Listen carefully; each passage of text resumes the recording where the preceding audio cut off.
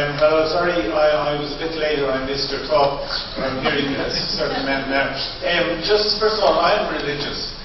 My question for you is this: do you not think you're being widely optimistic in thinking you can, that religion will fade away when it's existed since the beginning of the human race in all societies, more or less?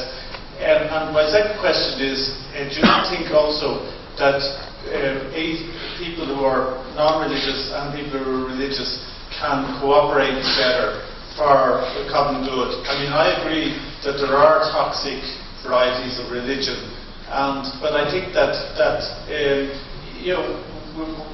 earth and the planet is facing challenges such as the environment, such as human rights, such as a whole variety of things, and people who are fairly benign in their religious belief, surely we can cooperate with each other with mutual respect.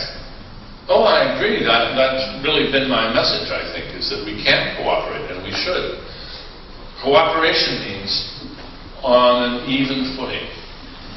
And that means that the religious have to put away the faith card. It simply has no role to play in the mutual discussions that we're going to have to figure out what we're going to do next. It's a wild card, it's an ultimatum, which simply doesn't have a role to play in reasonable discourse. They can go on being religious, they can go on defending and proselytizing for their particular view of what's right and wrong.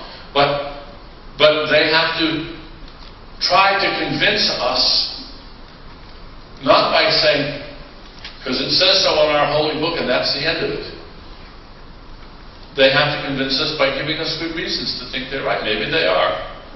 And I think it would be salutary for them to try to show us that their way is right. And if they can, we'll adopt whatever they say.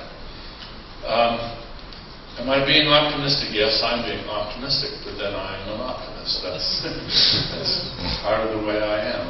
And I think the great risk, of course, of pessimism is that it's a self-fulfilling prophecy. And we think there's nothing we can do about it, and we sit on our hands and we miss golden opportunities. Let me just tell you a move that I sometimes make. If I get in a conversation, this has happened on right-wing radio shows, political right-wing religious radio shows. I've been on a few of those. And I've gotten somebody just laying down the law from the good book. And I let them talk a bit for a while. And I say, my friend Lucille says you're wrong, and she's always right.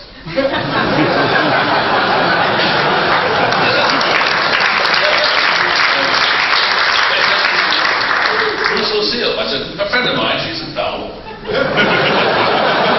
And they realize that that's not a move that I get to make. If I don't get to make that move, they don't get to make their move.